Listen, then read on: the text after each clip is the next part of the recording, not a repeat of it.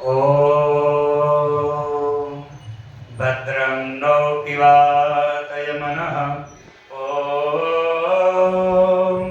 शान्ति शान्ति शान्तिः। वन्दे गुरुणां चरणारविन्दे सन्दर्शितस्वात्मसुखावबोधे जनश्यैर्मङ्गलिकायमाने संसारहालामोह्यशान्ते रे चित्तचिन्तय चिरं चरणो गुरुर्वे पारं गमिष्यसि यतो भवसागरस्य पुत्राय कलत्रमितरे नहि ते सहायं सर्वं विलोकय सखे मृगतृष्णिकायं मृगतृष्णिकायं मृगतृष्णिकायं। ॐ तत्सत् सद्गुरवे नमः। ॐ तत्सत्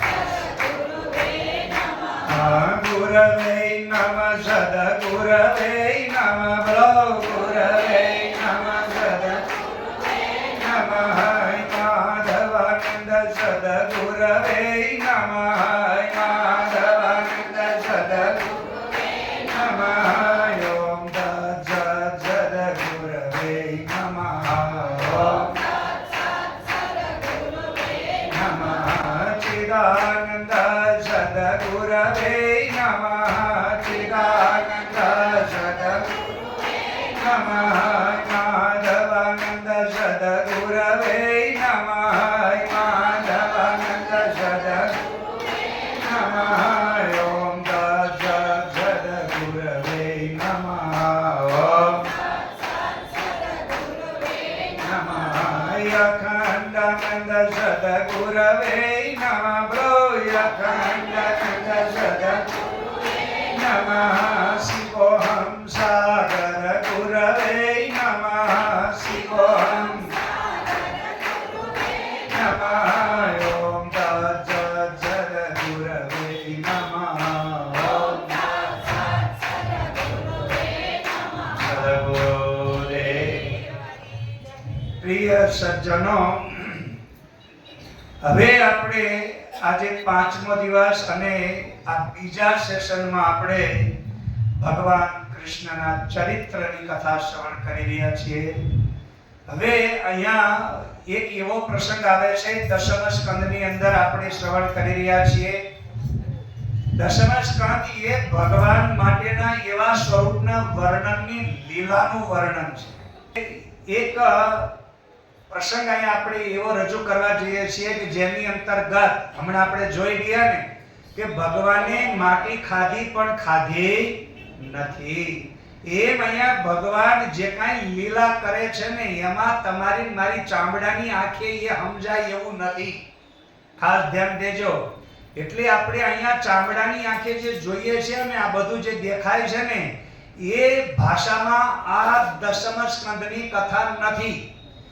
અહીંયા દશમ સ્કંદની કથા જે તમારે સાંભળવાની છે ને એ એવી સાંભળવાની છે, દ્રષ્ટિ જ્ઞાનમયં કૃત્વા પશ્યેત બ્રહ્મમયં જગત। જ્ઞાનમય દ્રષ્ટિ કરો અને જગતને બ્રહ્મમય જોવાની ક્ષમતા તમારી અંદર પેદા કરો। જેમાં ગીતામાં ભગવાન અર્જુનને કહે છે કે હે અર્જુન, આ જે તારી ચામડાની આંખ છે ને એનાથી હું તને વિરાટના દર્શન કરાવી શકીશ નહીં। અનેન ચક્ષુષા ન દૃશ્યતે। હે અર્જુન, આ તારી જે ચામડાની આંખ છે એનાથી તને મારું વિરાટ રૂપ દેખાશે નહીં। એટલે ભગવાને ચોખ્ખું કીધું, દિવ્યમ દદામિ તે ચક્ષુ પશ્યમે યોગમ ઐશ્વર્યમ। હે અર્જુન, તારે જો મારા વિરાટ રૂપના ઐશ્વર્યમય જીવનને જોવું હોય તો એક જ ઉપાય છે, દિવ્યમ દદામિ તે તે ચક્ષુ, કે હું તને જે ચક્ષુ આપું ને તે ચક્ષુ દ્વારા તું જો, નહીતર તને દેખાશે નહીં. તો બોલો હવે તમારે જે આ આંખે દેખાય એમાં ઈ રૂપ દેખાશે ખરું? એનું કારણ હું કજ. છતી રે આંખે છે રે અંધાપો, સૂજતો નથી રે કિનારો રે ગુરુ મારા, અંતરની આંખ ઉઘાડો ગુરુ મારા, અંતરની આંખ ઉઘાડો. છતી આંખે છે અંધાપો. બોલો અત્યારે આ ચામડાની આંખે તમને એવું આ બધું સંસારનું દેખાય છે, પણ તમને તમારા જીવનનું કલ્યાણ દેખાતું નથી. એટલે આપણે ઘણી વખત શું કરીએ કહો, ચામડાની આંખે જેવું દેખાય એવું વર્તન કરો.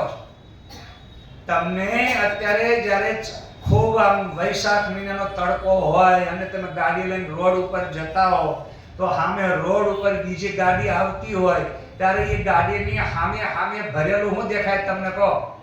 પાણી દેખાય. અને પાણીમાં સામે આવતી ગાડી તમને અંદર પાણીમાં ઊંધી પણ દેખાય. તો રોડ ઉપર પાણી ભરેલું છે એવું તમને દેખાય છે. આ પાણી કયું પાણી કહેવાય કહો? ખરા તડકામાં દેખાય. તો ઈ પાણી કઈ આંખે દેખાય છે? ચામડાની આંખે. બોલો ઈ જે દેખાય છે વસ્તુ સાચી છે? તો કમસે કમ વ્યવહારની દ્રષ્ટિ આપણે સુધારી શક્યા નથી, અને કારણ વગરના કહેતો તો અને કહેતી વાત વ્યક્તિ કરીને આપણે દુખી થઈએ છીએ. એક વખત ભોજ રાજા સભામાં જતા હતા. હવે ભોજ રાજા પોતે વિદ્વાન હતો, જ્ઞાની હતો, અને વિદ્વત ગોષ્ઠીનો એને શોખ હતો. એટલે વિદ્વાનોની વિદ્વત સભામાં એ શાસ્ત્રાર્થ કરાવવા કરતો હતો, અને અમુક એવા પ્રશ્ન ઉપર એ રિસર્ચ અને એનું સંશોધન કર્યા કરતા હતા. એવી રીતે એક વખત વિદ્વત સભામાં એ જઈ રહ્યા હતા, ત્યારે એ પોતે એવો શોખીન હતો. એટલે એની પત્ની પણ વિદુષી હતી. કેવી હતી કહો? વિદુષી હતી. એકદમ બહુ વિદ્વાન હતી. કેમ કે જે રાજા, અને અમુક લોકો અત્યારે છે ને મેડિકલ વાળાને હારે લગ્ન કરે, એમ આને પોતે વિદ્વાન હતો. એટલે એની પત્ની પણ બહુ વિદુષી હતી. એટલે એને વિચાર કર્યો, જોજો તમે ધ્યાન દેજો, ભોજ રાજા વિદ્વાન છે, વિદ્વાન વ્યક્તિના લક્ષણો કેવા હોય અને આપણી જેવા અહંકારી અભિમાની વિદ્વાનના લક્ષણ કેવા હોય, આ બે જોજો બરાબર. ભોજ રાજા પોતે વિદ્વાન છે, એની પત્ની વિદુષી છે. હવે એની પત્ની એટલે એનો ભાઈ, અને આ એટલે આ ભોજ રાજાનો હાળો, એટલે બે ભાઈ બેન વાતો કરતા. હવે બે જણા વાતો કરતા હોય ને ત્યાં જવાય, પણ ભોજ રાજા અચાનક ત્યાં એની પત્ની એનો હાળો એટલે બે ભાઈ બેન વાતો કરતા હતા, ત્યાં જઈને ઊભા રહ્યા. એટલે એની પત્ની સીધું જ બોલી, રે મૂરખ, કઈ ભાન છે? હવે જો કોઈ બીજો હોય ને તો સીધો લાફો મારે, અને મને વાયડી હું કરે મને છે ને મૂરખ કહે. પણ ભોજ રાજા હું હતો કહો? વિદ્વાન હતો, અને એને પોતાની ઉપર ભરોસો હતો કે મારી ચોઈસ નબળી ના, મેં પત્ની વિદુષી ગોતી છે તો મારી પત્ની વિદ્વાન જ હોય, મારી પોતાની ચોઈસ, મારી પસંદગી નબળી ના હોય. એટલે મારી પત્ની વિદ્વાન છે, વિદુષી છે, એટલે ઈ કોઈ દિવસ મને મૂરખ કારણ વગર ન કહે. ખ્યાલ આવ્યો? વિદ્વાન વ્યક્તિને હું યાદ આવે કહો? પોતાની ભૂલ ઉપર નજર જાય. એટલે એને વિચાર કર્યો કે મેં એવું હું કામ કર્યું કે જેથી આ મને મૂરખ કીધો મારી પત્ની, અને કોઈ દી નહીં આવી વિદ્વાન અને સુલક્ષણા સ્ત્રી અને મને મૂરખ કે, એટલે આનાથી થોડી બીજું મારે ક્યાં લેવા જવું. એટલે એકદમ ડઘાઈ ગયો એટલે એક પણ અક્ષર બોલ્યા વગર ચૂપચાપ એની પત્નીના શબ્દનું મંથન કરવા લાગ્યો. મેં શું ભૂલ કરી? મારામાં એવું શું થયું કે જેથી મને મૂરખ કીધો?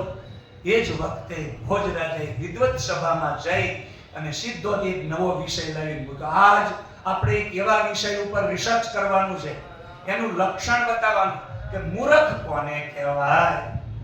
મૂરખ કોને કહેવાય એના લક્ષણ માટેની સભામાં જાહેરાત કરી.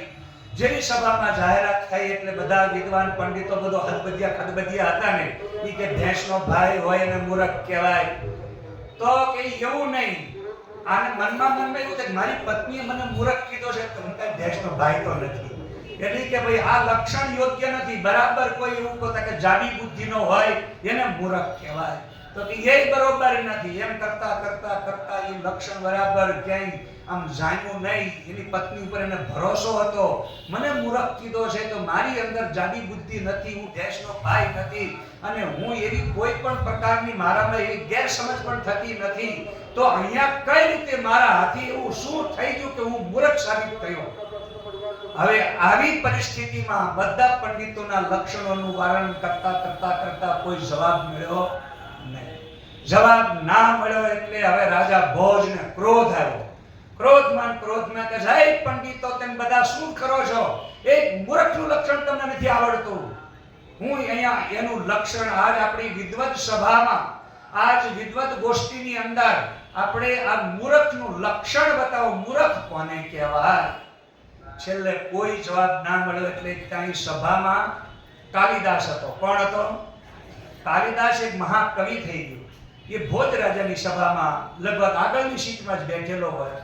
એટલે છેલ્લે એને પૂછવામાં આવે, જ્યારે કોઈ જવાબ ન આપે ત્યારે છેલ્લે કાલિદાસ ઉપર નજર કરીને ભોજ રાજા કહે, હે કાલિદાસ, મૂર્ખનું લક્ષણ શું છે બતાવો. તો કાલિદાસે પણ જવાબ ના આપ્યો. એ આમ નીચું મોઢું કરીને ઉભો રહ્યો. ઉભા રહીને કઈ જવાબ ના આપ્યો એટલે પછી ક્રોધનો પાળો તૂટી ગયો. ક્રોધનો પાળો તૂટ્યો એટલે તરત પછી આ ભોજથી રહેવાયું નહીં. એણે કીધું, રે મહામૂર્ખ, હું તો આજ સુધી તને આ બધા પંડિતોની વચ્ચે બહુ મહાન વિદ્વાન સમજતો હતો, પણ તને એક મૂર્ખનું લક્ષણ ન આવડ્યું. તરત કાલિદાસ બોલ્યો, હે મહારાજ, સાવધાન, તમે મને મૂર્ખ કહો છો, પણ યાદ રાખો, ખાદન ગચ્છામિ હસન જલ્પે ગતમ ન શોચામિ કૃતમ ન મન્ને દ્વાભ્યામ તૃતીયો ન ભવામિ રાજન કિમ કારણમ ભોજ ભવાની મૂર્ખા. હે રાજન, તે મને મૂર્ખ કીધો. હું આટલા કામ ક્યારેય કરતો નથી. કયા? તો કે હસન જલ્પે, કે કોઈ માણસ મરી ગયું હોય, કોઈ માણસ ગમે એના કોઈ પણ પ્રકારના સમાચાર આપવાના હોય ને, તો એના ઘરે સમાચાર આપતી વખતે હું દાંત કાઢતા કાઢતા સમાચાર આપતો નથી. હું હસન જલ્પે. હવે કહે છે, ગતમ ન શોચામી, ગઈ કઈ હું વાંચ કરતો નથી કે પેલા અમારા બાપાને ઘરે આવું હતું, પેલા અમે આમ હતા, અમાર પર આવું હતું, કેમ હતું. આ ધંધો હું કરતો હતું તાર હતું, વતન જે છે એનું કરો ને. એટલે કે છે ગતમ ન શોચામી. પછી કહે છે કૃતમ ન મન્ને, કે હું કોઈ પણ પ્રકારનું કામ કરેલું ગા કરતો નથી. હું કરું, મેં કર્યું, હું કરું, મેં કર્યું, હું હોવ તો જ થાય, નકર ન થાય. આ તો હું આવી એટલે આ ઘર ઊંચું લાવી, નકર તો આ તો બાપા આઈના લોકો ક્યાં કશો બેતો જ હતો. આવું કહેવા વાળા ઘણા બહેનો હોય છે કે ભાઈ આ ઘરમાં હું આવીને પછી જ આ ઘર ઊંચું આવ્યું, નકર આ ઘરમાં ક્યાં કઈ રહેતો જ હતો.